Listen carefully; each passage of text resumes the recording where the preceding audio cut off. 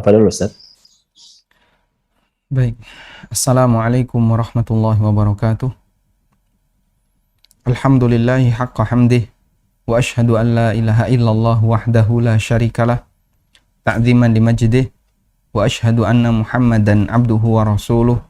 Salawatu alaihi wa ala alihi wa ashabih. Wa man sara ala nahjihi wa stanna bisunnatih ila yaumiddin. Alhamdulillah, kita bersyukur kepada Allah Subhanahu wa taala. Di kesempatan sore hari ini kembali kita belajar bersama untuk melanjutkan pembahasan tentang fikih muamalah di tenaga medis. Dan mengingat sebagian besar tenaga medis adalah karyawan, baik di perusahaan swasta maupun di perusahaan milik negara.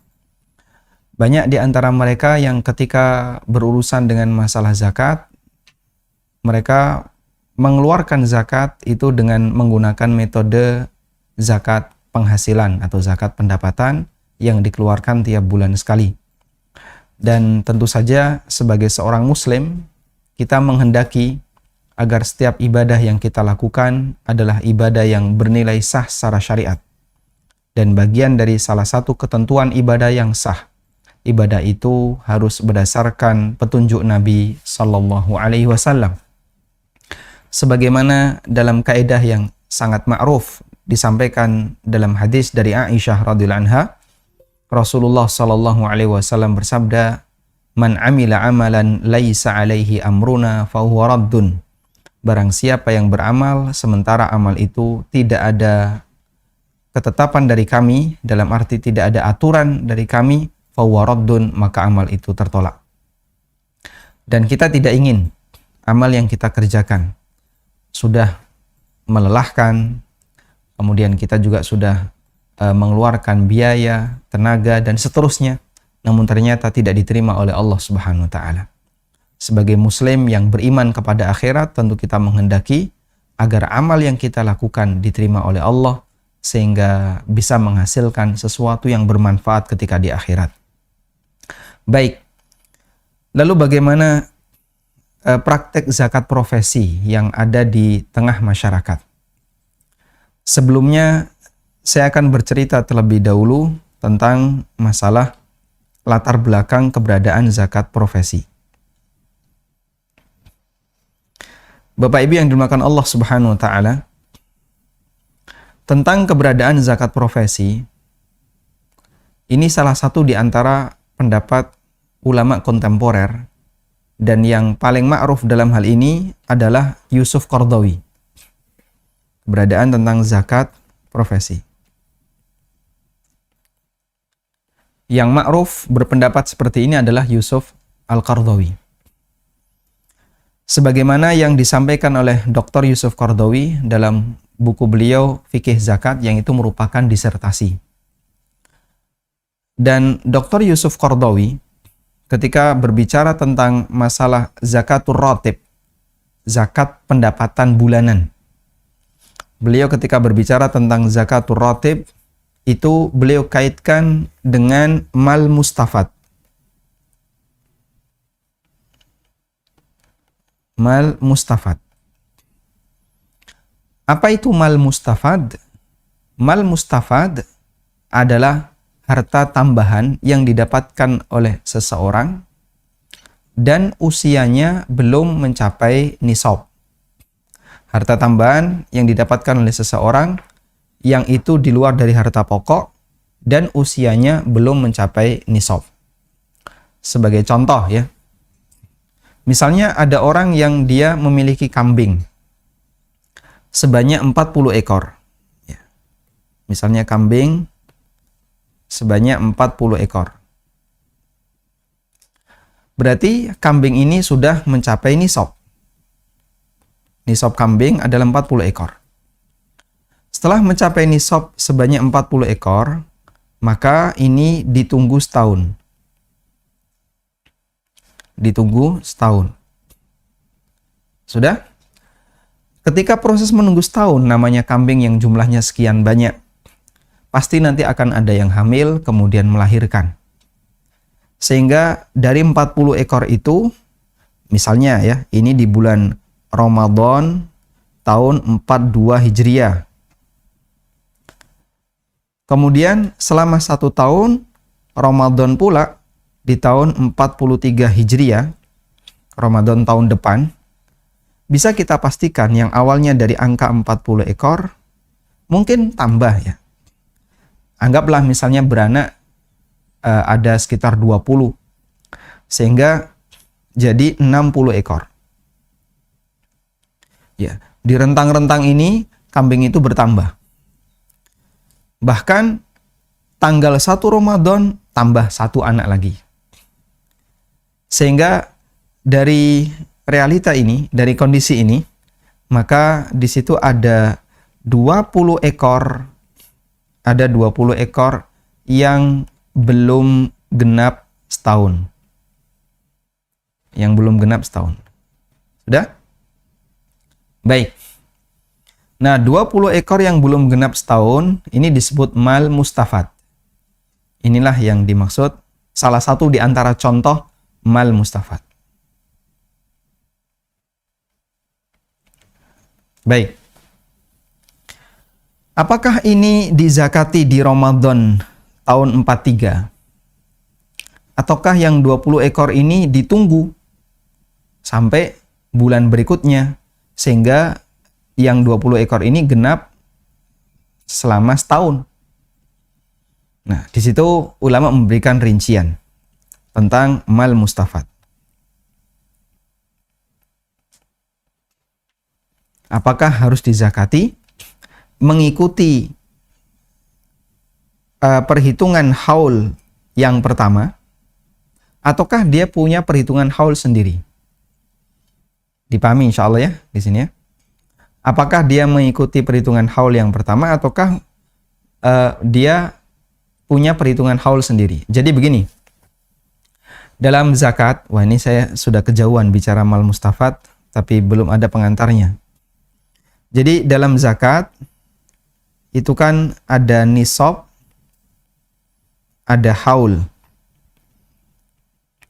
Nisab itu batas nilai. Haul itu batas waktu. Dan batas nilai ini menjadi batas awal. Sedangkan batas waktu ini menjadi deadline. Taib. Orang berkewajiban kena pajak apabila dia punya pendapatan 5 juta per bulan. Sudah? Nah, itu berarti batas nilai. Itu disebut nisab. Maka kalau saya punya pendapatan 5 juta, berarti saya termasuk wajib zakat. Wajib pajak. Deadline-nya kapan? Deadline-nya adalah misalnya bulan September tahun depan. Ya. Sehingga karena sekarang belum di bulan September, maka saya bisa memanfaatkan nilai itu, harta itu, ya, sampai September tahun depan. Begitu September tahun depan, saya berkewajiban untuk menyetorkan pajak. Maka seperti itu pula, kalau kita punya harta sebesar 1 nisab, maka kita berkewajiban untuk membayar zakat. Kapan deadline-nya? Deadline-nya adalah tahun depan, di bulan yang sama saat kita mendapatkan harta 1 nisab. Dipahami insya Allah ya? Deadline-nya adalah tahun depan, di bulan yang sama saat kita mendapatkan harta 1 nisab. Sehingga misalnya, sekarang harta 1 nisab zakat untuk saat ini, itu anggaplah di angka 70 juta. Saya memiliki tabungan saya genap 70 juta, itu misalnya di bulan Syawal tahun 42. Di bulan Syawal tahun 42. Maka ketika tabungan saya genap 1 juta di bulan Syawal tahun 42, tidak langsung saya keluarkan zakatnya. Syariat memberikan kelonggaran, deadline-nya adalah sampai Syawal tahun 43 Hijriah. Deadline-nya tahun depan. Nah, selama di rentang 1 tahun ini, saya boleh memanfaatkan 70 juta tadi. Kalau ternyata di tahun depan harta saya turun dari 70 juta, saya tidak berkewajiban bayar zakat. Tapi kalau harta saya masih di 70 juta, bahkan lebih dari itu, maka saya berkewajiban untuk bayar zakat. Sudah? Sehingga haul itu deadline. Nah, yang jadi pertanyaan, kalau misalnya saya buat kurva begini ya. Ini adalah waktu T. Kemudian ini garis nisab. Di angka 70 juta. Kemudian ini kurva tabungan saya. Nah, pas di titik ini berada di bulan Syawal tahun 42. Sudah? Tabungan seorang manusia ya, itu kan tentu fluktuatif. Dia mengalami naik turun. Nah, di sini fluktuatif. Kadang turun, kadang naik, kadang turun, kadang naik. Sudah? Nah, ternyata naik terus setelah itu. Baik. Saya memiliki harta 1 nisab di bulan Syawal tahun 42. Berarti proyeksi zakatnya adalah di bulan Syawal tahun 43. Bulan Syawal tahun 43. Berarti di sini. Nah, di sini berapa saldo saya?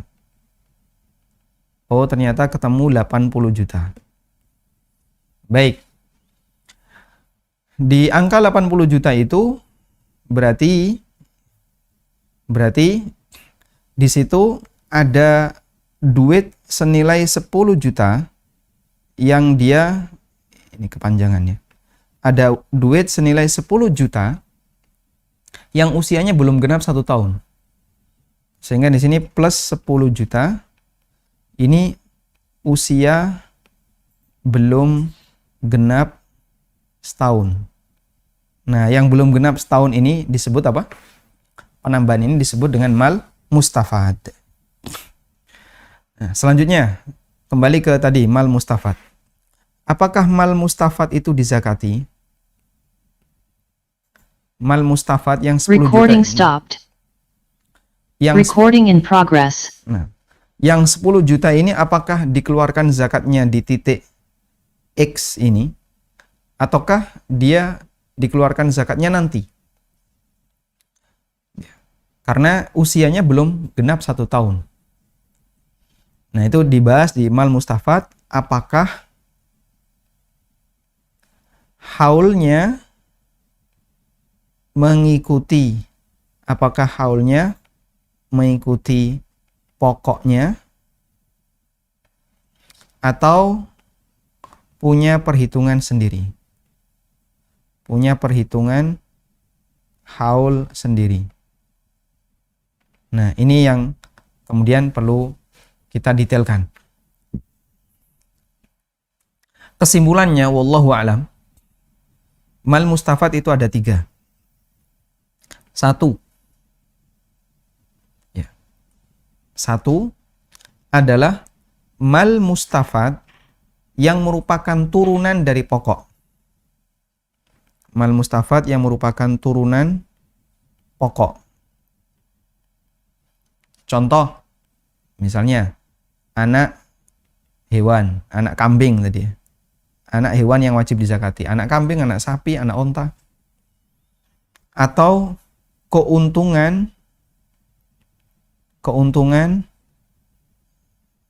objek dagangan. Keuntungan objek dagangan.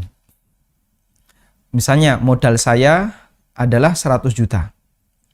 Lalu dalam rentang 1 tahun ternyata untung sehingga menghasilkan jadi 150 juta.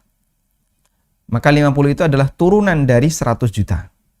Karena dia keuntungan dari proses saya berdagang. Nah, untuk jenis yang pertama ini dia dizakati dengan perhitungan haul dengan perhitungan haul pokoknya. Dizakati dengan perhitungan haul pokoknya. Baik.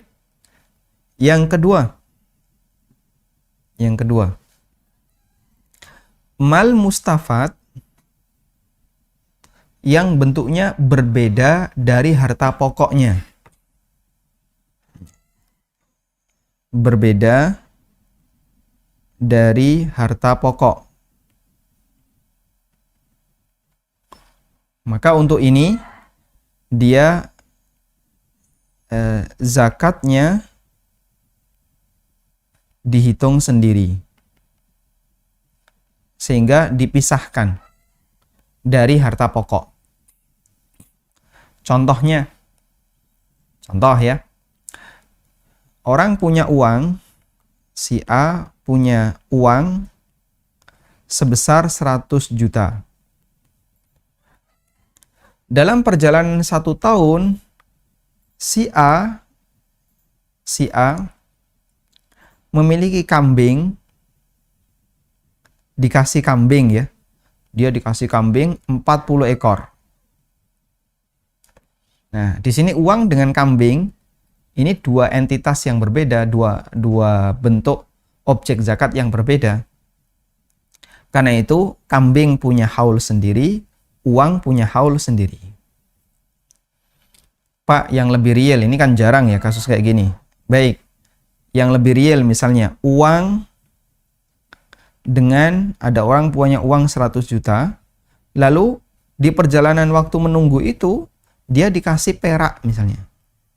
Punya warisan perak senilai 600 gram. Ini sudah di atas nisab. Maka ini nanti dihitung sendiri dan ini dihitung sendiri. Karena uang dengan perak itu dianggap berbeda. Uang itu lebih kepada emas. Kalau emas digabung. Kalau perak dibedakan. Baik. Karena dia berbeda antara harta pokok dengan harta tambahan, maka harta tambahan tadi dihitung sendiri. Harta tambahan tadi dihitung sendiri. Sehingga tidak digabungkan dengan harta pokok. Yang ketiga, harta sejenis, mal mustafadnya bentuknya harta yang sejenis, tapi ya, hartanya sejenis, tapi beda sumber. Harta sejenis tapi beda sumber.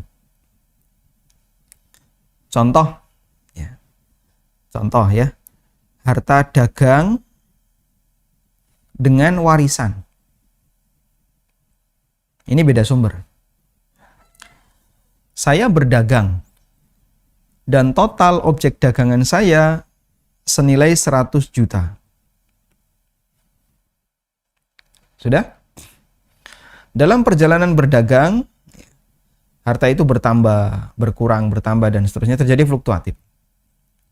Lalu, 2 bulan sebelum saya bayar zakat, saya dapat warisan senilai 50 juta misalnya. Senilai 50 juta. Baik, ini kurang gede ya, di atas nisab. Misalnya warisan itu yang saya dapatkan senilai 80 juta. Baik, ini usianya baru 2 bulan saya dapatkan. Nah, disinilah ulama beda pendapat. Apakah ini perhitungannya digabungkan dengan harta dagangan saya? Ataukah dipisahkan? Paham ya? Di sini usia 2 bulan. Baru saya dapatkan di usia 2 bulan. Nah, kalau di usia 2 bulan, apakah yang warisan ini harus nunggu 10 bulan lagi? Ataukah langsung gabung dengan harta dagangan yang saya keluarkan sekarang zakatnya? Ulama beda pendapat. Di antara pendapat ada yang mengatakan digabungkan. Tapi pendapat jumhur dibedakan. Sudah? Sehingga kalau jumhur nanti zakatnya tahun depan. Kalau menurut pendapat jumhur, dia dibedakan. Tidak diikutkan dengan dagangan. Ini kalau pendapat jumhur. Baik. Kemudian ada sebagian yang mengatakan digabungkan. Nah, pendapat yang mengatakan digabungkan, itulah yang diambil oleh Yusuf Qaradawi untuk mengatakan berarti harta yang masuk itu begitu dia masuk, maka dianggap sebagai mal mustafad yang wajib dizakati. Tayyib. Karena itu, menurut Dr. Yusuf Qaradawi, kembali ke tadi ya, zakat profesi, bahwa zakat profesi itu hanya boleh diterapkan, di sini saya tulis, Dr. Yusuf Qaradawi, zakat profesi hanya boleh diterapkan jika zakat profesi jika pemilik profesi itu atau muzaki itu yang wajib zakat itu memiliki harta, sudah memiliki tabungan sebesar 1 nisab. Kalau kurang dari 1 nisab, tidak wajib dizakati dan tidak boleh bayar zakat. Saya ulang ya. Seorang karyawan dia boleh mengeluarkan zakat profesi jika dia sudah punya tabungan 1 nisab. Sehingga karyawan ada yang sudah punya tabungan lebih dari nisab atau sudah mencapai nisab. Maka di sini boleh dikeluarkan zakat profesi. Boleh mengeluarkan zakat profesi. Sementara ada karyawan yang tabungannya kurang dari nisab. Maka di sini dilarang untuk zakat profesi. Baik, ini rincian yang saya dapatkan dari Yusuf Qaradawi, dari keterangan Yusuf Qaradawi. Nah, kalau kita pakai pendapat jumhur, makanya ini dianggap sebagai pendapat yang berbeda dengan pendapat jumhur. Kalau kita pakai pendapat jumhur, seperti ini tidak berlaku. Karena kalau pakai pendapat jumhur, ini ditunggu dulu setahun, baru kemudian dikeluarkan zakatnya. Nah, sekarang kalau praktiknya di lapangan sudah terjadi seperti itu bagaimana? Misalnya, posisi Anda adalah seorang karyawan dan kebijakan perusahaan memotong gaji dari karyawan 2,5% tiap bulan. Kemudian dizakati. Tayyib. Memotong 2,5% dijadikan sebagai zakat. Nah, sekarang kita akan bahas kasus seperti ini. Ini tadi pengantar takyif fikih, pendekatan fikih. Kenapa sih kok muncul zakat profesi? Latar belakangnya kayak gimana? Nah, tadi ada latar belakangnya adalah tentang mal mustafad. Sehingga kalau orang paham tentang masalah apa itu mal mustafad, kemudian bagaimana cara mengeluarkan zakat mal mustafad, akan lebih mudah untuk memahami kasus zakat profesi. Ya, meskipun kalau saya perhatikan, Yusuf Qaradawi membuat kesimpulan tentang pendapat yang mewajibkan mengeluarkan zakat mal mustafad dengan zakat profesi, itu juga cukup jauh ya kesimpulan itu. Artinya nggak begitu matching. Kalau saya baca di fikih zakat, nggak begitu matching. Ini apa kaitannya? Kalau mal mustafad, andaikan kita berpendapat mal mustafad tetap wajib dizakati, itu tidak mengharuskan per bulan. Karena mal mustafad itu zakatnya intinya dia mengikuti haul harta pokok, sehingga tidak harus tiap bulan. Nah, kalau Yusuf Qaradawi tiap bulan, kenapa harus dilakukan tiap bulan? Dalam rangka percepatan. Dalam rangka percepatan, biar nggak nunggu, langsung aja keluarkan sekarang. Tayyib.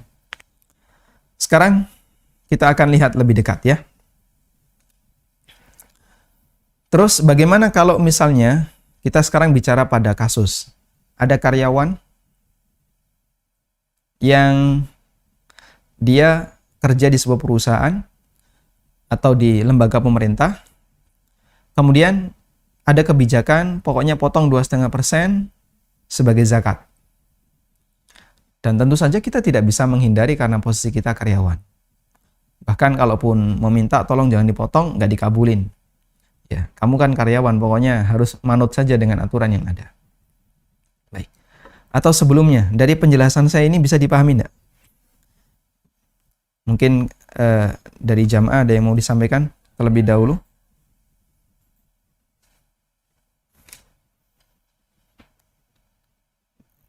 Baik. Fokus di penjelasan tadi ya, ada yang raise hand, silahkan. Ingin memastikan saja Ustadz, Assalamualaikum warahmatullahi wabarakatuh. Waalaikumsalam warahmatullahi wabarakatuh. Tentang zakat al-Mustafa tadi, ingin memastikan saja di tahun 1442 misalnya dia senilai 80 juta, kemudian di tahun 1443 80 juta, tapi ada 2 bulan sebelumnya penambahan 20 juta misalnya. Jadi saya ingin pastikan bahwa itu 80 juta ditambah 20 juta zakatnya atau cukup 80 juta saja Ustadz? Yang dizakati, kalau Anda menggunakan pendapat sebagian ulama yang mengatakan mal mustafad dizakati, maka zakatnya 100. 80 yang awal dan 20 yang baru digabungin jadi 1. Sehingga yang dizakati 2,5% kali 100 juta tadi. 100 juta ya. Itu lebih selamat Ustadz ya? Insya Allah itu yang lebih selamat kalau kita mengambil pendapat mal mustafad dizakati. Kalau kita pakai pendapat jumhur, maka yang dizakati yang sudah 1 tahun. 80 juta, 2,5% kali 80 juta. Yang 20 zakatnya nanti. Karena dia belum genap setahun. Iya Ustaz. Tapi itu pendapat yang lain tadi, yang pendapat berbeda dengan pendapat yang pertama tadi ya. Gimana Pak? Ya artinya ada 2 pendapat yang tadi tentang mal mustafad tadi ya Ustaz. Iya betul. Yang lebih selamat kalau Anda mau pilih yang sudahlah, daripada saya tahan, saya keluarkan zakatnya, insya Allah sah. Karena boleh mengeluarkan zakat lebih cepat. Baik. Cukup? Ada yang lain? Fokus di penjelasan saya tadi. Silakan Dr. Ari. Ya, terima kasih Ustadz. Mau mempertanyakan tadi yang poin nomor 2 yang beda jenis. Tadi kan dikatakan contohnya kita punya uang 100 juta dan mendapat warisan perak 600 gram. Tapi bagaimana apabila kejadiannya adalah sebelum jatuh haul, kita punya uang misalnya 150 juta, kemudian setengahnya tuh kita 100 juta, terus setengahnya kita belikan emas-emasan atau perak gitu. Jadi ketika jatuh haul yang 1443 Hijriah, itu uang kita tinggal 50 juta plus emas 600 gram misalnya, seperti itu. Kan emas, emasnya ya? ada, iya. Bukan perak. Ya misalnya perak 500 gram misalnya, seperti itu. Intinya adalah yang beda jenis bukan warisan, tapi hasil dari tabungan kita. Nah itu sistemnya bagaimana ya Ustadz? Apakah sama seperti tetap jatuh bahwa yang perak bukan warisan, yang kita beli sendiri itu juga dizakatkan juga atau tidak? Baik. Gitu. Baik. Terima kasih. Saya buat pendekatan yang mungkin lebih kelihatan kontras ya. Misalnya di kurva ini. Ini waktu tadi. Ini angka nisab senilai 70 juta.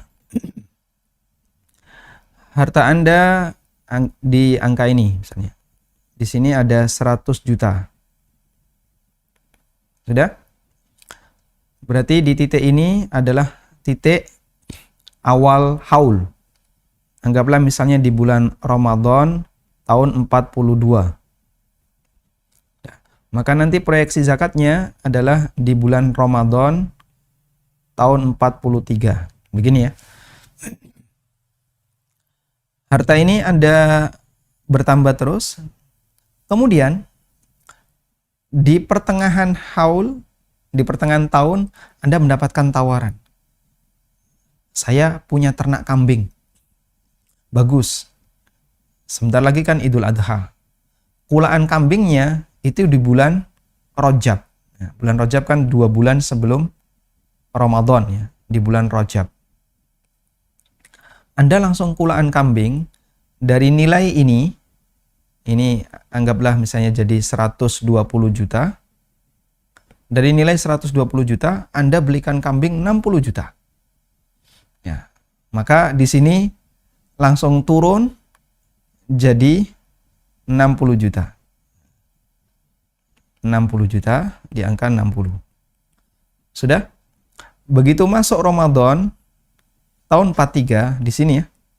Masuk Ramadan tahun 43, harta Anda adalah 65 juta plus 40 kambing. Nah, ini wajib zakat enggak? Jawabannya tidak. Kenapa? Ini mal mustafad berupa kambing ini, karena dia beda jenis dengan uang, sehingga tidak dihitung bareng.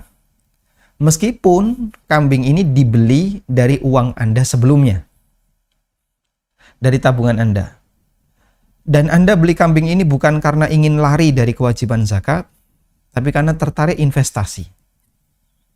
Sehingga nanti kambing ini akan dijual pada saat Idul Adha.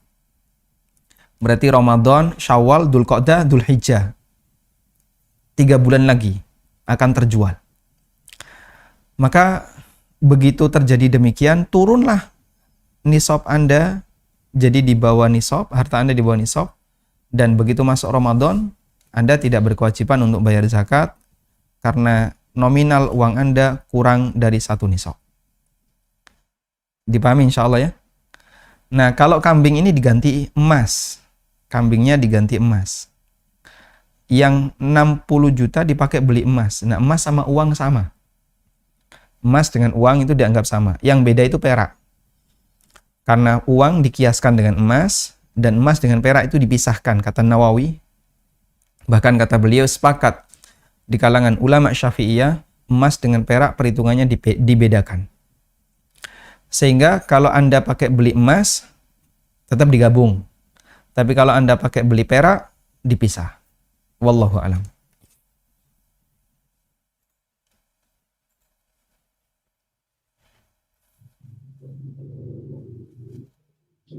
Baik, cukup? Ini ada satu lagi Ustaz yang resen Ustaz.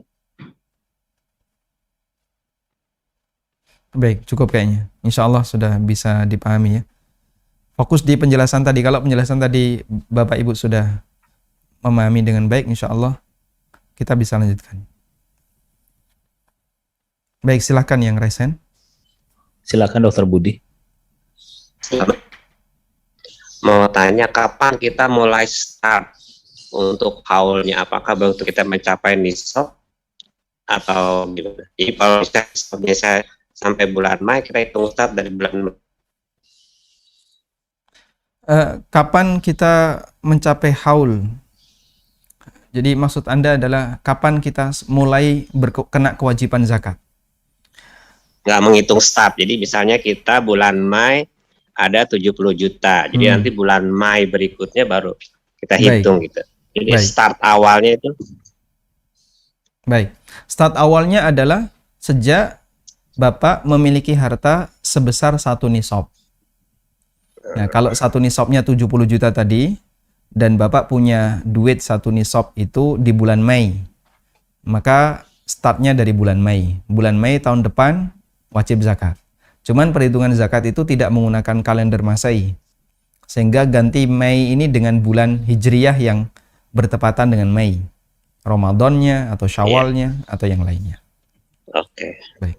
Ya, makasih Pak. Barakallahu fiik. Selanjutnya. Silakan Yuliza. Iya, bismillah. Assalamualaikum warahmatullahi wabarakatuh. Waalaikumsalam warahmatullahi wabarakatuh. Barakallahu fiik Ustadz. Afwan izin bertanya. Mungkin ini bukan zakat profesi ya Ustadz, maaf. Tapi uang dari penjualan warisan, pembagian warisan Ustadz.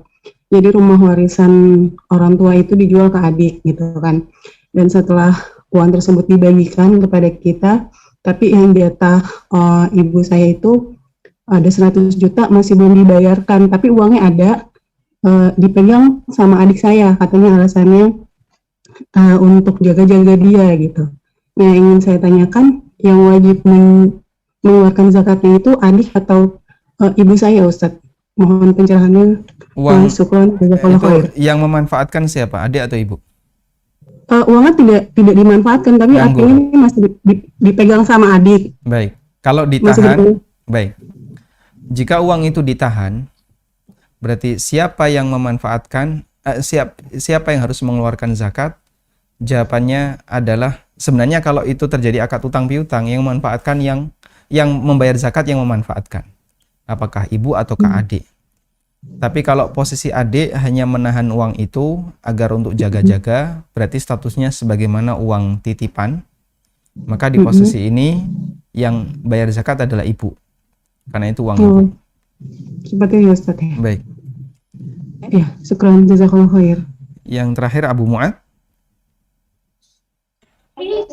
Assalamualaikum warahmatullahi wabarakatuh. Waalaikumsalam warahmatullahi wabarakatuh. Jazakallahu khair. Saya mau nanya terkait sebetulnya zakat penghasilan itu memang sudah dicontohkan di zaman Rasul. Ada hadis yang sahih yang menjelaskan itu. Baik. Terus yang belum kedua, kita bahas itu, Pak. Ya, sebentar lagi mau kita bahas. Yang kedua ini terkait yang ada di sekarang itu PNS gitu ya. Ada yang ditawarkan apakah mau membayar zakat profesi atau tidak gitu. Jadi opsional. Opsional. Ada yang membayar itu dia taruhlah misalnya setiap bulan dapat 10 juta dan tidak ditabung gitu. Jadi dia hanya habis mungkin setiap bulan itu. Tapi dia tetap juga bayar zakat itu. Apa itu benar menurut syariat atau memang hanya perbuatan sia-sia? Baik. Assalamualaikum. Waalaikumsalam warahmatullahi wabarakatuh. Baik. Jawaban untuk pertanyaan Abu Mu'ad adalah penjelasan berikut. Jadi kita akan beralih ke penjelasan untuk kasus real yang ada di lapangan. Bagaimana kalau posisi kita adalah sebagai karyawan, kemudian dana kita dipotong 2,5%, gaji kita dipotong 2,5%, apakah itu sah sebagai zakat ataukah tidak? Baik. Terlepas dari muqaddimah tadi kita sedang membicarakan dari mana asal-usul zakat profesi itu ada di tengah masyarakat. Dan tadi sudah kita sampaikan, ulama yang masyhur dengan pendapat itu adalah Yusuf Qaradawi, dan bagaimana latar belakang Yusuf Qaradawi membuat kesimpulan itu. Jadi berbicara tentang mal mustafad. Ingin kita sampaikan begini ya, praktek zakat profesi di masyarakat kita itu berbeda dengan imamnya. Kalau mereka komitmen dengan pendapatnya Dr. Yusuf Qaradawi, seharusnya tidak dibuat sama rata. Pokoknya semua karyawan potong 2,5%. Jelas itu keliru. Karena menurut Yusuf Qaradawi sendiri, zakat profesi yang dikeluarkan untuk karyawan, dokter, maupun yang pemilik profesi yang lain, syaratnya pelakunya harus sudah punya harta 1 nisab. Syaratnya. Kalau belum, maka tidak sah sebagai zakat. Tapi sah sebagai sedekah, insya Allah tetap dapat pahala sebagai sedekah. Dan beberapa jamaah yang pernah mengikuti kajian dengan saya, kemudian dia tanya tentang zakat profesi dan berusaha membela zakat profesi, itu tidak memperhatikan syarat ini. Pokoknya yang penting setiap kali ada uang masuk, potong 2,5%. Sudah, kita nggak perlu ngitung apakah kita punya tabatikan. Bahwa zakat sebelum nisab, zakat sebelum memiliki harta 1 nisab, ini batal. Statusnya sebagaimana orang yang sholat sebelum masuk waktu sholat.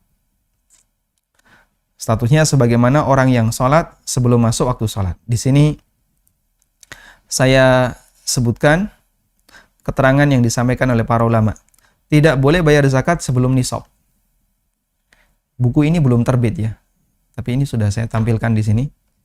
Ini buku judulnya Fikih ASN dan Karyawan. Bukunya belum terbit. Ada ijma' yang disampaikan oleh Ibnu Qudamah. Beliau mengatakan wala yajuzu ta'jilu zakati qabla milkin nisab bighairi khilafin alimnahu. Tidak boleh mendahulukan zakat sebelum memiliki harta satu nisab tanpa ada perbedaan pendapat ulama yang kami ketahui. Sudah?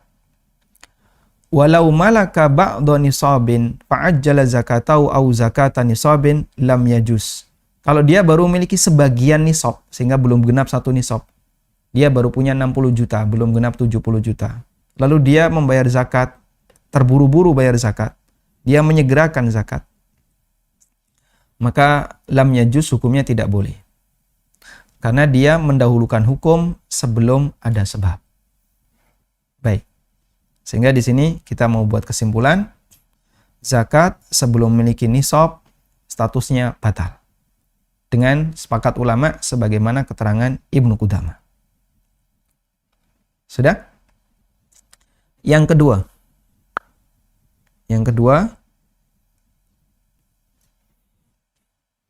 dibolehkan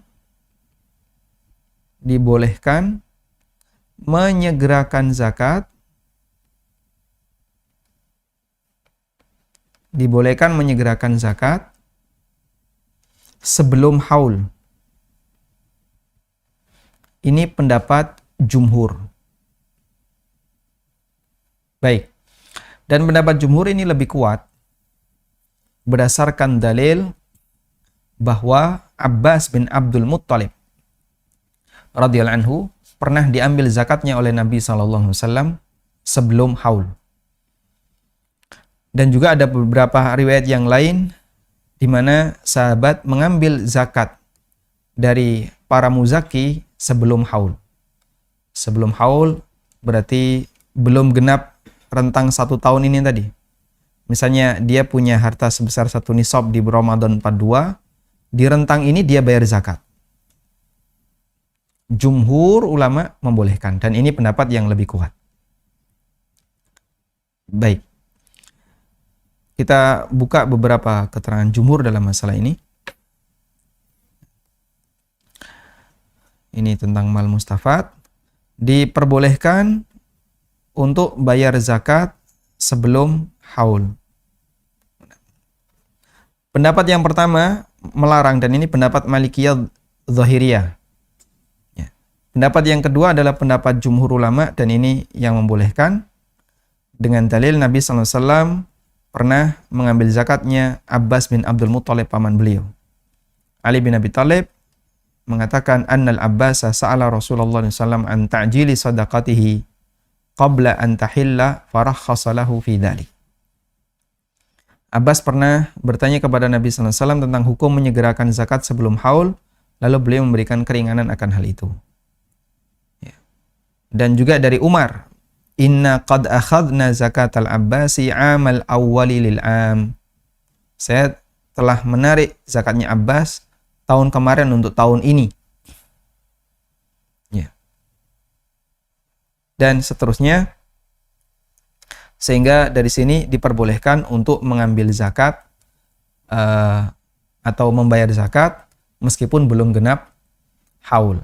Tapi dengan syarat sudah punya tabungan 1 nisab. Tabungan 1 nisab tadi nggak boleh dikurangi. Sedangkan haulnya boleh dipercepat. Tayyib. Nah, di sini ada kesimpulannya. Membayar zakat sebelum nisab sama dengan melakukan amal sebelum ada sebab dan itu tidak sah sebagai amal. Membayar zakat sebelum haul berarti melunasi utang sebelum deadline dan itu diperbolehkan. Membayar zakat melebihi haul termasuk kezaliman. Kalau melebihi haul Tidak boleh, berarti dia menunda hak orang lain, yaitu menunda hak fakir miskin.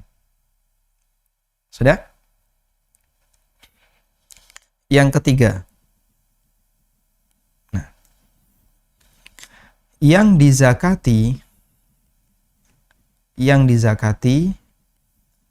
adalah tabungan, bukan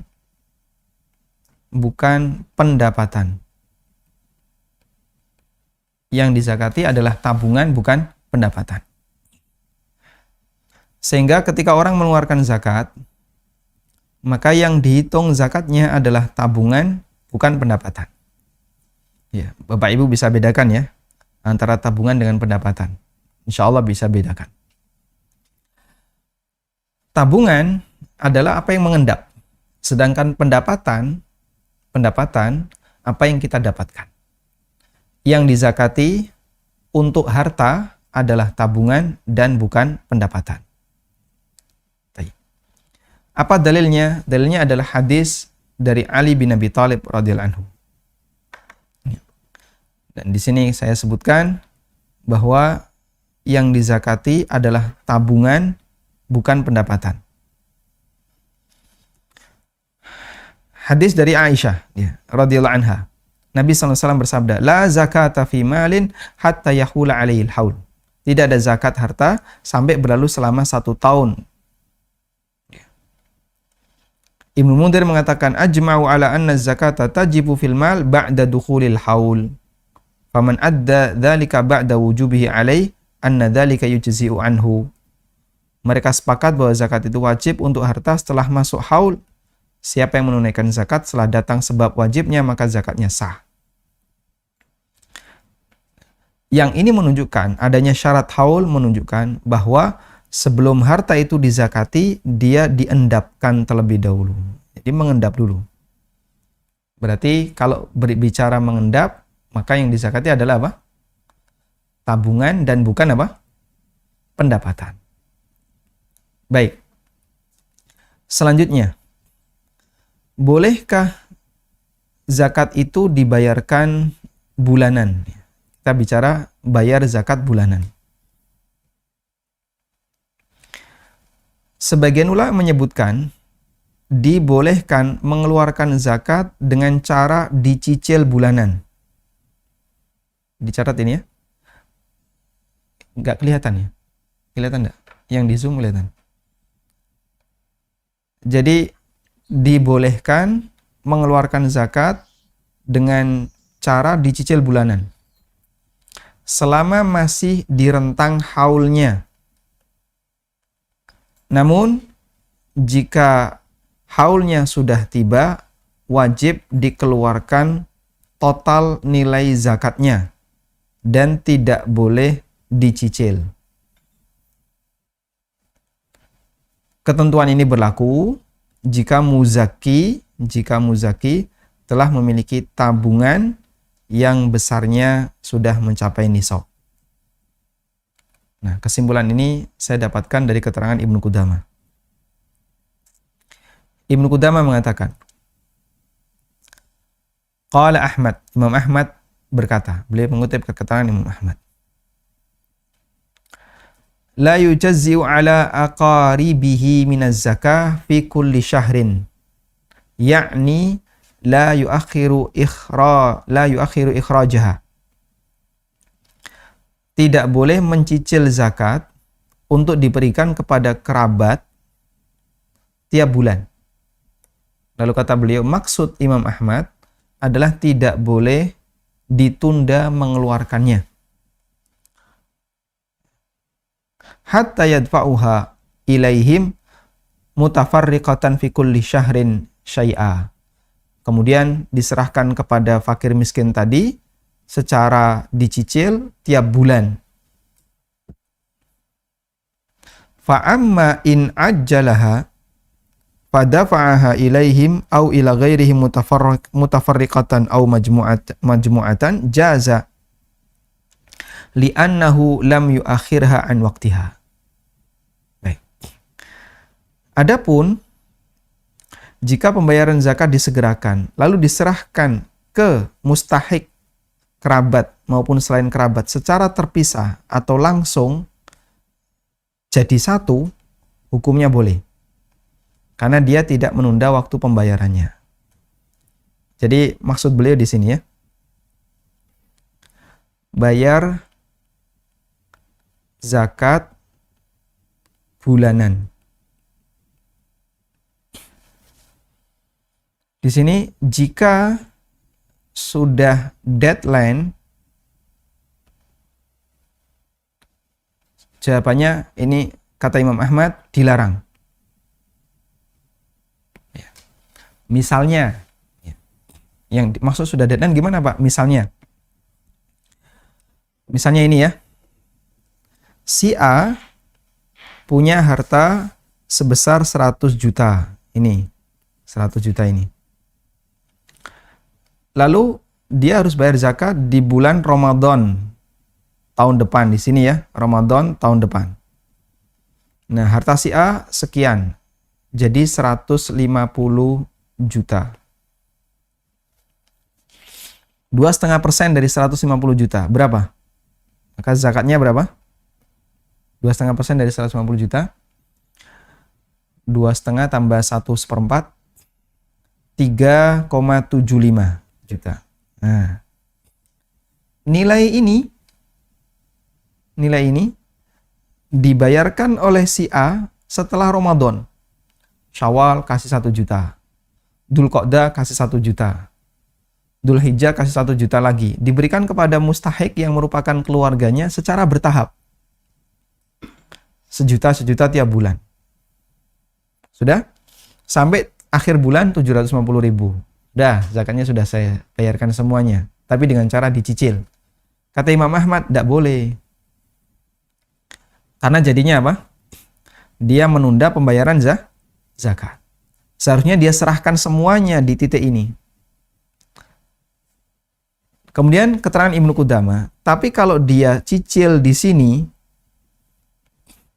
kalau dia cicil di rentang waktu sebelumnya, di sini dia cicil. Ya, sehingga di sini dicicil 1 juta, nanti bulan depan 1 juta, bulan depan lagi 1 juta. Dicicil seperti ini boleh. Dipahami ya? Dari keterangan Ibnu Qudamah, kalau dicicil seperti ini boleh. Baik, nah di sini yang dijadikan sebagai landasan fatwa Lajnah Daimah. Pernah mendapatkan pertanyaan, bolehkah membayar zakat mal dengan cara disegerakan selama setahun dalam bentuk seperti gaji bulanan kepada keluarga miskin? Jadi saya bayar zakatnya ke keluarga saya yang miskin 500, begitu tiap bulan. Jawaban dari Lajnah, la ba'sa, tidak masalah, bi ikhrajiz zakati qabla hululil haul bisanatin au sanataini idza qtadat al-maslahatu dzalika wa ita'uha al-fuqara al-mustahiqin syahriyan. Tidak masalah mengeluarkan zakat sebelum selesai masa haul, ya, dilakukan selama setahun atau 2 tahun ketika di sana ada maslahat. Dalam arti dicicil tadi, dibayar secara bertahap. Lalu diberikan kepada orang miskin yang berhak setiap bulan. Dan keterangan yang sama juga disampaikan oleh Imam Ibnu Utsaimin. Bolehkah mengeluarkan zakat dari gaji bulanan dengan maksud menyegerakan zakat sekalipun pegawai ini memiliki utang? Jawab beliau, la haraja bihadza. Jazahullahu khairan. Tidak masalah dengan hal ini, semoga Allah membalasnya dengan kebaikan. Dan ini masuk dalam kategori menyegerakan zakat. Yakni maksudnya adalah kalau orang ya, kullama qabada ratib, setiap kali dia menerima gaji, akhadha zakatahu halan, lalu dia mengambil zakatnya ketika itu, fa innahu la ba'sa bidzalika, insyaallah tidak masalah hal itu. Dengan syarat dia sudah punya harta sebesar 1 nisab. Tayyib. Sudah? Kesimpulannya sekarang, kesimpulan zakat profesi, gaji karyawan, teknis perhitungan zakatnya mengikuti perhitungan zakat mal. Karena bentuknya uang. Sudah? Dan zakat mal, nisabnya adalah nisab zakat mal, senilai 85 gram emas. Yang itu kalau kita konversi ke uang kurang lebih 70 juta. Karyawan boleh diambil zakat profesi hanya mereka yang tabungannya telah mencapai nisab. Sudah? Bagi karyawan yang tabungannya belum mencapai nisab, tidak ada kewajiban zakat. Sehingga potongan gaji yang diambil oleh instansi diniatkan sebagai sedekah. Kalau sifatnya tidak bersifat sukarela, tidak opsional. Tapi kalau opsional, ya terserah bagi masing-masing karyawan, apakah dia mau terima utuh ataukah dipotong 2,5%, terserah dia. Kalau dia belum memiliki tabungan 1 nisab, maka niatnya sebagai sedekah. Mengingat statusnya sedekah, pada asalnya tidak boleh ada paksaan dari instansi tempat kerja, karena sedekah sifatnya apa? Sukarela. Yang kelima, pengambil zakat profesi bagi karyawan yang memenuhi syarat, yaitu yang sudah mencapai 1 nisab tadi, harus dilakukan melalui pemberitahuan dan permohonan izin sebelumnya agar mereka bisa berniat zakat. Karena syarat zakat harus niat. Sehingga nggak boleh karyawan, saya nggak tahu tuh, tadi ngerti-ngerti udah dipotong 2,5%. Nggak pernah ngerti dia. Oh, nggak boleh, jangan kayak gitu. Harus apa? Ada pemberitahuan. Biar karyawan niat tiap bulan itu bayar zakat. Secara dicicil bulanan tadi. Status zakat bulanan yang diambil instansi itu adalah bentuk menyegerakan zakat sehingga dihitung sebagai cicilan zakat. Nah, ini saya kasih ilustrasi biar gampang ya. Kelihatan insya Allah ya. Si A seorang karyawan BUMN dengan gaji 10 juta per bulan. Instansi tempat dia bekerja motong gaji 2,5%, ya, berarti 250.000 per bulan. Di bulan ini si A memiliki tabungan senilai 100 juta. Bagaimana cara perhitungan zakatnya jika pengeluaran si A senilai 5 juta per bulan? Baik, kita baca jawaban ini atau saya bacakan jawaban ini ya. Jika potongan 2,5% itu diniatkan sebagai zakat, berarti total zakat si A adalah 250 kali 12, totalnya 3 juta. Total harta si A di akhir tahun adalah 100 juta, karena dia sudah punya tabungan 1 nisab, plus 5 juta yang merupakan sisa pengeluaran, karena dia tadi gaji 10 juta, pengeluaran 5 juta, plus 5 juta kali 12, total 160 juta. Berarti kewajiban zakat si A di akhir tahun adalah 2,5% kali 160, 4 juta. Sudah? Nah, si A tadi sudah bayar zakat 250 tiap bulan. Sudah bayar zakat di angka 250 tiap bulan. Yang totalnya adalah 3 juta. Totalnya 3 juta. Kewajiban zakat dia 4 juta. Berarti zakat yang perlu dibayarkan A kurang 1 juta. Maka A di akhir tahun tadi tinggal bayar 1 juta. Dipahami insya Allah ya? Ini kalau saya buat kurva, gitu. Ini waktu, ini angka tabungan. Nisab 70 juta. Angka 70 juta. Baik. Si A sudah memiliki harta senilai 100 juta. Si A sudah memiliki harta senilai 100 juta. Di sini mulai perhitungan haulnya. Ini angka 100 juta. Baik. Di angka 100 juta ini si A bertambah tiap bulan 5 juta. Berarti kurvanya agak landai gitu ya.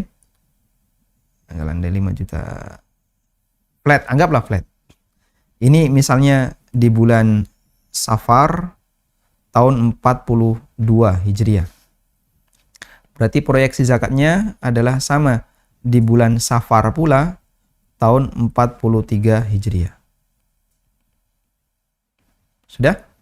Gaji si A itu sudah dipotong 250.000. Berarti di sini minus 250.000, nanti minus lagi 250.000 dan seterusnya. Total pengeluaran dia untuk zakat 3 juta. Total. Dari 250 yang dipotong bulanan. Baik, di akhir ini ternyata saldo si A 160 juta. Nah, berarti zakat si A di bulan Safar berapa? 2,5% kali 160 sama dengan 4 juta. Yang sudah dia bayarkan kan ini. Berdasarkan fatwa dari Ibnu Qudamah, Lajnah Daimah, Syekh Ibnu Utsaimin, potongan 250 ini boleh diniatkan sebagai zakat, maka berarti dia sudah mengeluarkan totalnya 3, kewajiban dia 4, kurang 1 juta. Sehingga di bulan Safar ini si A tinggal zakatnya berapa? Zakatnya 1 juta. Loh, yang lainnya mana? Sudah dia bayarkan di sini. Sudah dia bayarkan di rentang selama 1 tahun tadi. Wallahu ta'ala alam. Demikian yang bisa kita sampaikan. Semoga bisa dipahami dengan baik. Sallallahu ala nabiyyina Muhammadin wa ala alihi wa sahbihi wasallam. Baik, jazakumullah khair, Ustaz. Ini kita masuk ke sesi tanya jawab, Ustaz. Sebelum ke pertanyaan-pertanyaan ada yang di kolom chat, saya ingin bertanya dulu, Ustaz. Pertanyaan saya yang pertama mengenai tadi membayar dengan mencicil zakat, Ustaz. Ini dikatakan tadi di fatwanya apakah boleh atau lebih utama, Ustaz? Karena sekiranya ada keluarga yang fakir atau yang miskin, yang dia membutuhkan bantuan dana, kan pilihannya bisa kita sedekah setiap bulan kepada mereka, atau kita gunakan zakat kita yang kita dahulukan. Kalau sepengetahuan saya, zakat ini kan dia amalan yang wajib, sementara sedekah amal yang sunat. Bukannya lebih baik kalau yang kita utamakan yang jadi amalan yang wajib ini, Ustaz? Baik. Orang baru wajib zakat jika dia sudah memiliki harta 1 nisab dan bertahan selama 1 tahun. Barulah dia berkewajiban. Menyegerakan itu menyegerakan kewajiban. Dan kalau menyegerakan kewajiban, berarti dia melakukan sesuatu sebelum deadline. Melunasi utang sebelum deadline. Belum kewajibannya. Tapi diperbolehkan. Baik, sampai sini dipahami ya? Sifatnya diperbolehkan. Nah, boleh ini apakah lebih afdol ataukah sebaiknya ditunda nanti di akhir tahun? Kalau mengacu kepada keterangan lajnah, idza qtadat al-maslahatu dzalika. Kembali kepada maslahat, pertimbangan maslahat dalam masalah ini. Jika ternyata dicicil bulanan itu lebih maslahat bagi mustahik yang membutuhkan, insya Allah lebih baik dia gunakan dengan cara dicicil. Tapi kalau misalnya, lebih maslahat ditunda di akhir, maka yang terbaik adalah ditunda di akhir. Kembali kepada masalah, pertimbangan maslahat yang berlaku pada orang ini. Ada salah satu developer, tetangga saya ya, yang beliau ngitung zakat, karena developer kan berarti pedagang rumah. Pedagang rumah itu yang dihitung ya unit rumah itu. Total unit rumah kemudian tanah kapling yang dia jual, itu nilainya total ya, nilainya anggaplah misalnya 100 M. Dikeluarkan 2,5% berarti 2,5 M. Lalu beliau bilang, saya kalau zakat sekali pengeluaran di akhir tahun 2,5 M, gede sekali. Merasa nggak sanggup, kegedean. Terus akhirnya beliau siasati dengan cara dikeluarkan bulanan. Sehingga terlihat kecil ya, 100 juta tiap bulan 100 juta. Ya. Itu kelihatan lebih ringan dan uangnya tersedia. Tapi kalau langsung 2,5 M di akhir tahun langsung blek 2,5 M, itu kata beliau belum tentu nanti uangnya ada senilai itu dan nilainya terlalu besar.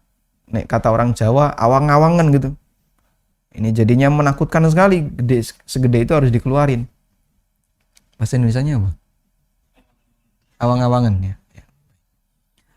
Jadi terlalu gede sekali, makanya dibuat kecil-kecil. Nah itu contoh pertimbangan maslahat. Atau mengingat pertimbangan penerima. Ini kalau saya kasih gede langsung banyak gitu ya. Habisnya juga cepat.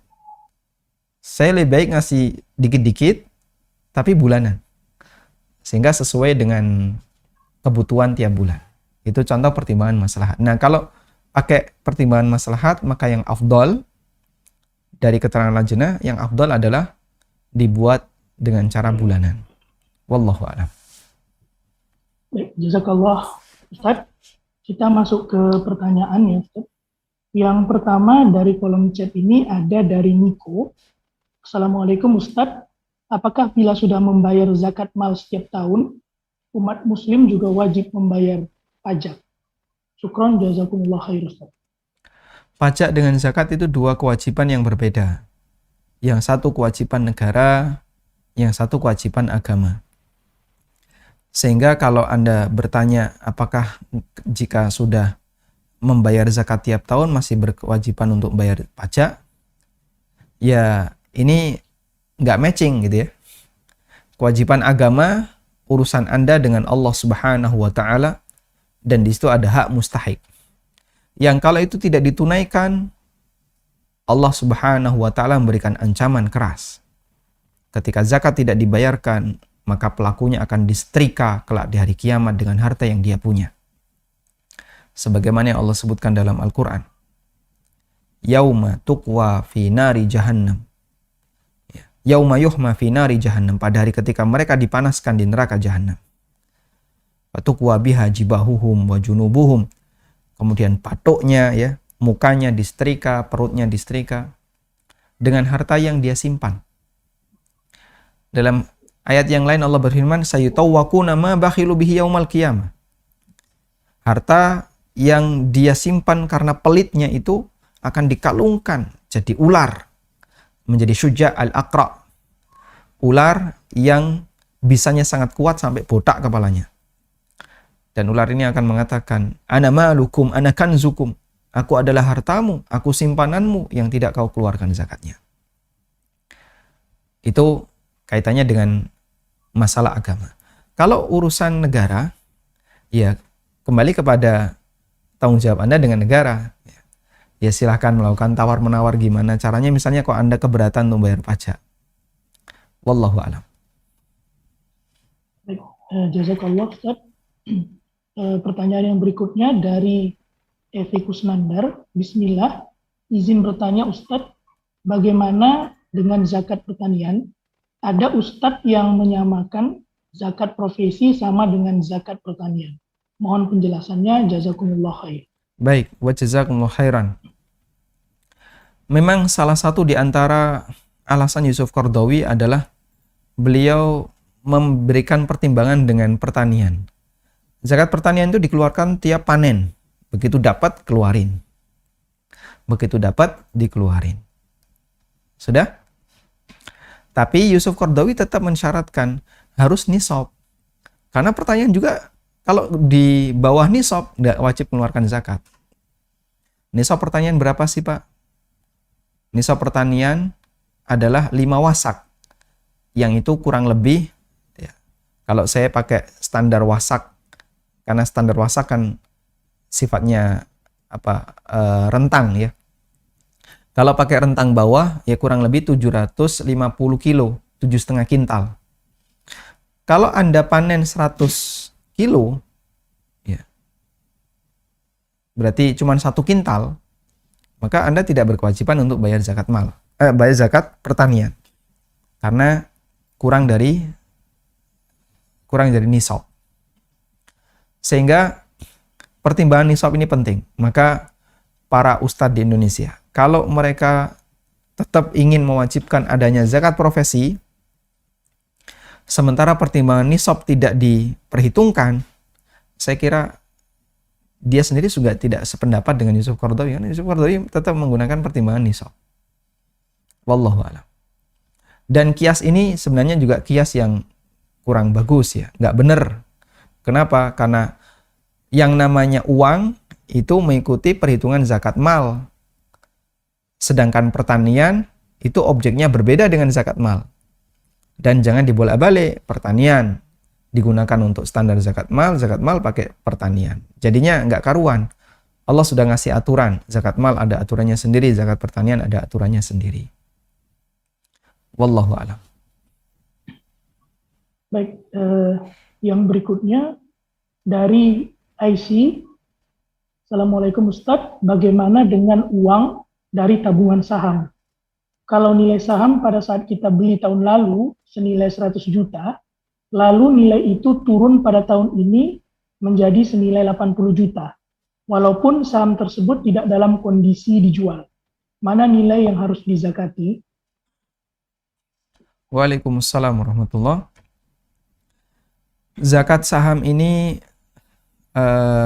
ada beberapa muqaddimah yang perlu kita pahami. Tapi di luar muqaddimah itu ya. Anggaplah misalnya saham itu ukurannya adalah berdasarkan nilai. Sudah, kita nggak mempertimbangkan muqaddimah yang lain.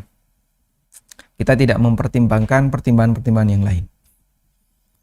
Maka yang jadi acuan adalah nilai akhir. Yang jadi acuan adalah nilai akhir. Sehingga kalau saham itu nilainya turun jadi 80, maka yang jadi acuan 80, bukan di 100. Karena dia turun. Karena itu andaikan ya. Sekarang kan emas cenderung naik. Andaikan di satu waktu emas itu turun sehingga harganya jadi murah misalnya. Maka ya acuan zakat nanti geser jadi turun. Sehingga yang jadi acuan adalah berapa nilai saat mau bayar. Mau naik, mau turun. Berapapun nilai saat dia mau bayar, itu yang dijadikan acuan. Bukan nilai yang dulu. Ada contoh kasus seperti ini.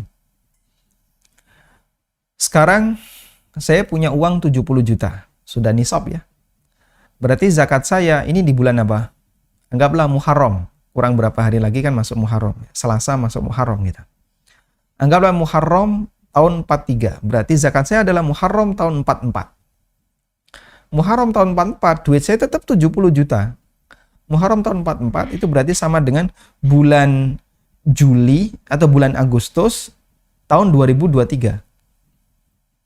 Atau 2022. Ternyata harga emas naik. Sehingga nisab sudah di angka 90 juta. Duit saya masih di angka 70 sama dengan tahun lalu. Begitu saya mau bayar zakat, loh, emasnya kok sekarang jadi 90 juta nisabnya. Maka di posisi itu saya tidak berkewajiban untuk bayar zakat. Kenapa? Duit saya di bawah nih nisab. Wallahu a'lam. Baik, terima kasih Ustaz. Selanjutnya pertanyaan yang berikutnya. Bagaimana kalau zakat langsung dipotong 2,5% dari penghasilan kotor kami di rumah sakit? Setelah mencapai nisab dipotong kotor atau setelah dipotong pajak? Karena pajaknya juga progresif sampai 25 sampai 30%.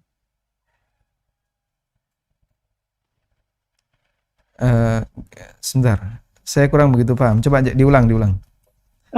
Bagaimana kalau zakat langsung dipotong 2,5% dari penghasilan kotor kami di rumah sakit? zakat dipotong 2,5% dari penghasilan kotor. Penghasilan kotor di rumah sakit. Nah, sementara penghasilan kotor sementara untuk nanti menghitungnya, apakah dia dipotong dari penghasilan kotor tersebut atau setelah dipotong dengan pajak? Karena pajak ini sampai 25-30%. Setelah dipotong pajak. Baik, intinya gini aja. Saya kurang begitu paham tentang proses perhitungan duit tadi ya. Intinya yang dizakati itu tabungan. Apa yang mengendap? Baik. Insya Allah Bapak bisa pahami ya. Apa yang mengendap? Sehingga dalam rentang waktu 1 tahun itu, potongan Anda, saya share screen.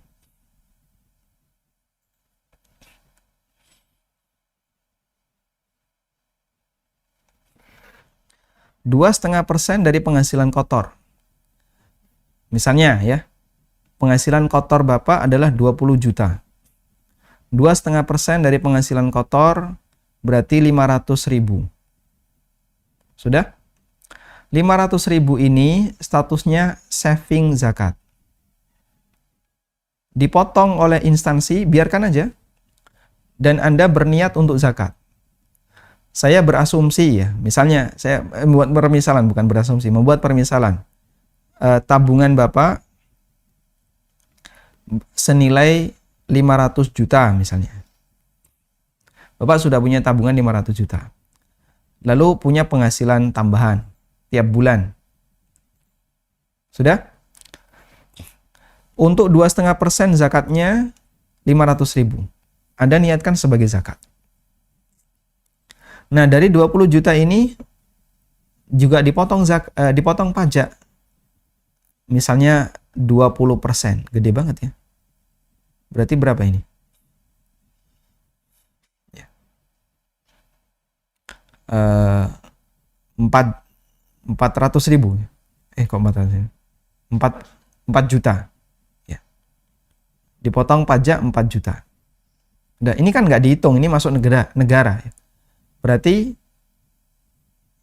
sisa saldo Anda 16 juta dipotong 500 jadinya 15,5 juta. Ya. Anggap misalnya pendapatan ini tidak berkurang sepeser pun karena Bapak juga punya penghasilan yang lain sehingga yang 15 juta ini nggak berkurang. Sudah? Maka dari kurva 500 juta itu naik terus. Total misalnya ini di bulan Ramadan tahun depan, total harta Bapak menjadi 700 juta. Nah, ngitungnya dari yang ini. Dari yang mengendap tadi. Dari akumulasi yang mengendap. Jadi dipotong-potong ini nggak usah diperhitungkan. Pokoknya akumulasi yang mengendap berapa. Misalnya akumulasinya jadi 700 juta. Sudah? Dipotong 2,5%. Berapa jadinya? 700 juta bagi 40. 70 bagi 4. 17,5 juta. Ini kewajiban zakat Anda. Nah, tadi kan sudah 500 per bulan. 500 kali 12. 6 juta. Nah, 500.000 kali 12. Bapak sudah mengeluarkan 6 juta. Maka kurangnya, zakatnya jadi kurang berapa? 11,5 juta. Baik. Nah, yang dihitung ini tadi, yang mengendap. Yang mengendap berapa, itu yang dihitung. Sementara yang bulanan tadi, ini yang Anda jadikan sebagai saving zakat, akumulasinya, saya sudah keluarkan berapa? 6 totalnya. Kurangnya berapa? Itu yang harus Anda bayarkan. Wallahu a'lam. Baik, jazakallah Ustaz. Yang berikutnya dari Prayogi Husada. Ustaz, apakah rumah yang kita beli, kendaraan, itu termasuk kategori tabungan bentuk lain? Misal, sebagaimana dulu membeli, niatnya sebagai investasi atau tabungan. Jazakallah khair. Wa jazakumullah khairan. jika ada orang yang beli properti, niatnya untuk dipakai atau ya hanya sebatas untuk investasi, tapi tidak ada niat untuk diperdagangkan dalam waktu dekat, maka objek seperti ini tidak wajib dizakati. Sehingga saya misalnya beli tanah, kemudian sudah setelah beli saya biarin aja. Saya persilahkan orang petani di daerah itu mau ditanami silahkan. Terus ditanami, digarap. Ya, kadang saya dikasih sebagian hasil panen, kadang tidak. Maka di posisi ini, wallahu ta'ala alam, saya tidak berkewajiban untuk mengeluarkan zakat tanah itu. Karena tanah bukan termasuk di antara objek yang wajib dizakati. Kecuali jika saya beli dengan niat mau saya kapling, saya jual. Berarti di situ jadi objek dagangan. Tapi kalau tidak sampai seperti itu, cuman saya biarin aja, maka tidak wajib dizakati. Wallahu a'lam. Terima kasih Ustadz. Pertanyaan berikutnya dari Dr. Ati. Ustadz, bagaimanakah di tahun kedua ketika 150 juta di tahun pertama, ini mungkin maksudnya sudah dibayar pada tahun pertama, kemudian di tahun kedua bertambah menjadi 300 juta. Berapakah zakat yang pada tahun kedua itu yang harus dibayarkan? Saldo akhirnya, kalau di tahun kedua sampai di angka 300 juta, berarti 300 juta kali 2,5%. Sehingga zakat Anda nanti 7,5 juta. Nah. Baik, terima kasih Ustadz. Yang berikutnya dari Rosi Wilyasari. Pertanyaannya, saya dan anak saya masing-masing mempunyai tabungan emas. Apakah zakatnya digabungkan atau masing-masing? Anak saya saat ini berusia 9 tahun.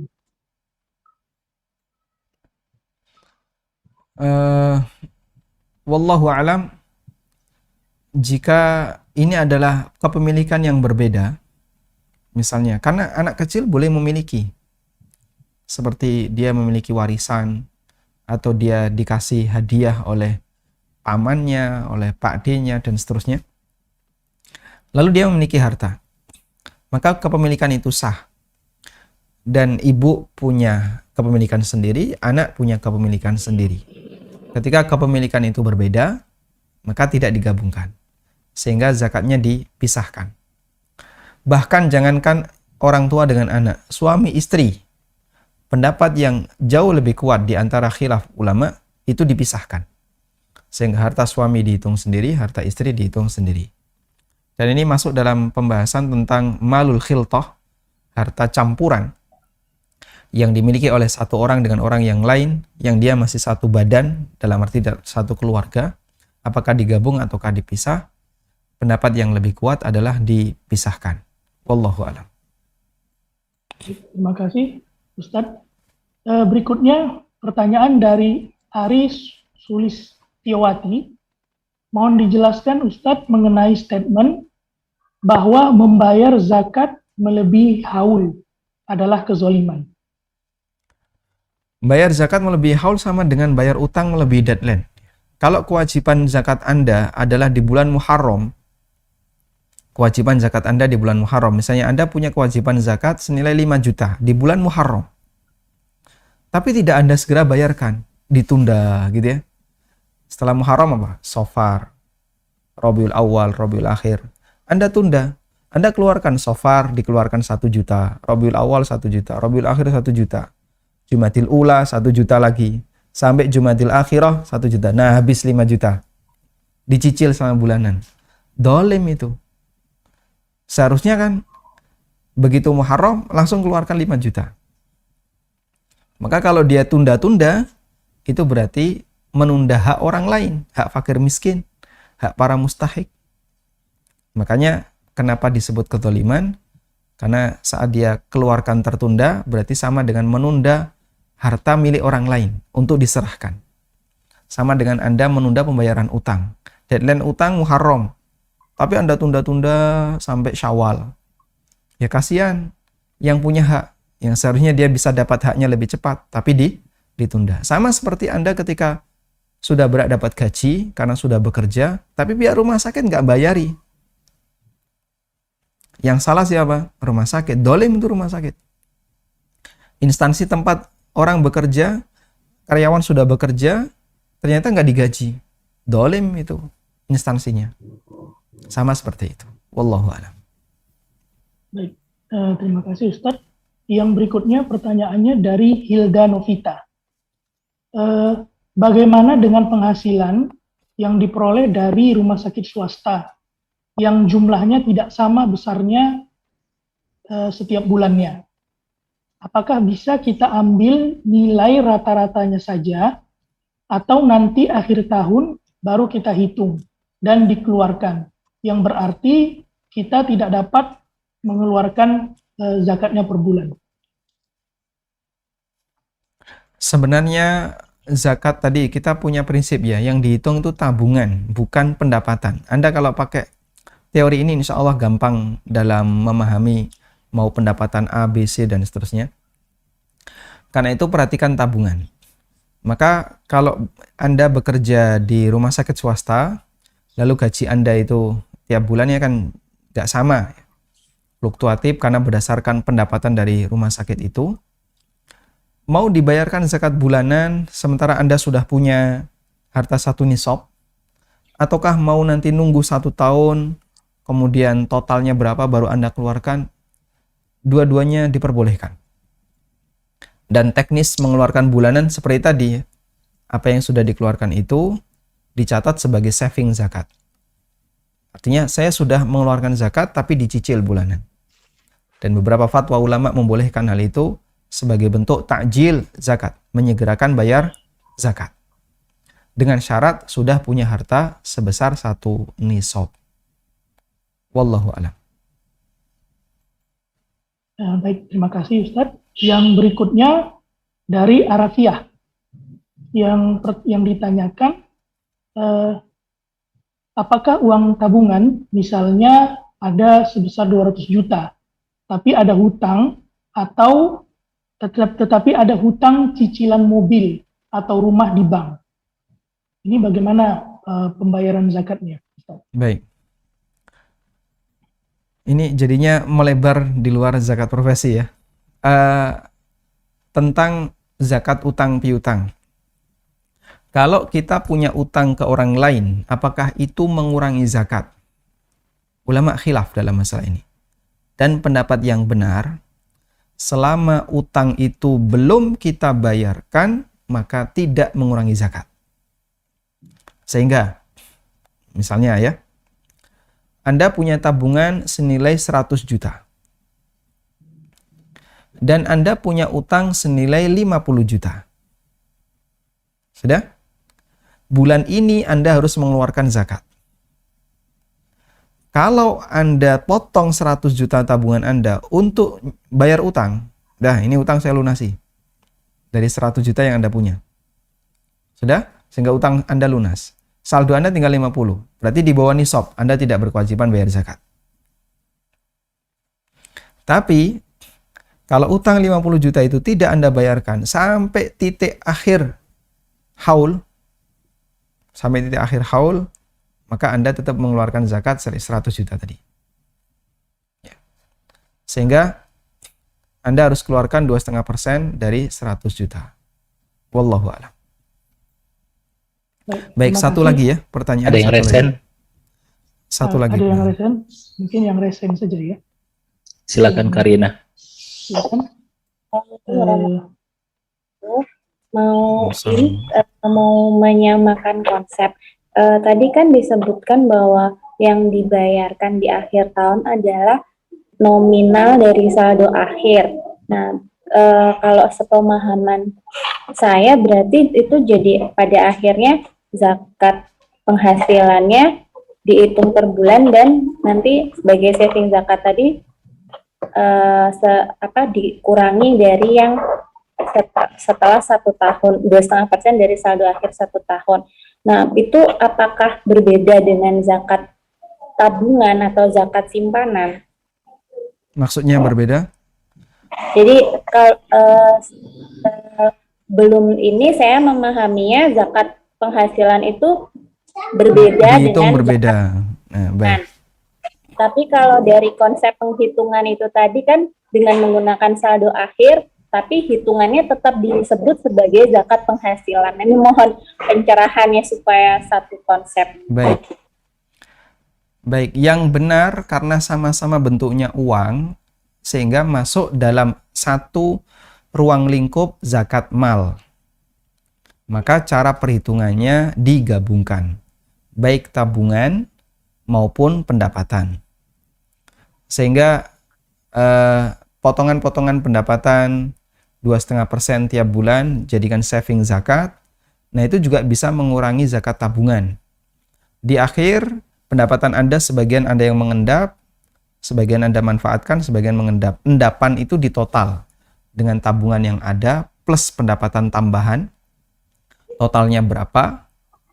Lalu nanti Anda keluarkan 2,5%. Dipahami insya Allah ya? Dikeluarkan dari perhitungan 2,5% itu, dikurangi cicilan yang sudah Anda bayarkan tiap bulan tadi. Ya. Dikurangi itu. Kalau kemudian yang sudah Anda bayarkan lebih besar, maka Anda tidak perlu mengeluarkan zakat lagi. Tapi kalau kurang, Anda harus mengeluarkan kekurangannya. Baik, cukup insya Allah, karena di sini mau maghrib. Terima kasih banyak Ustadz, jazakumullah khair. Baiklah, dengan demikian maka selesailah kajian kita pada sore hari ini.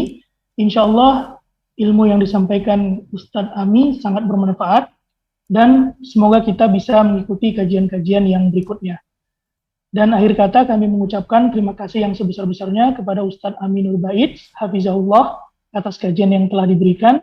Jazakallahu khairan katsira, barakallahu fik.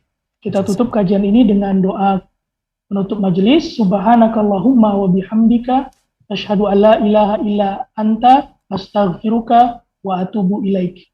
Wassalamualaikum warahmatullahi wabarakatuh.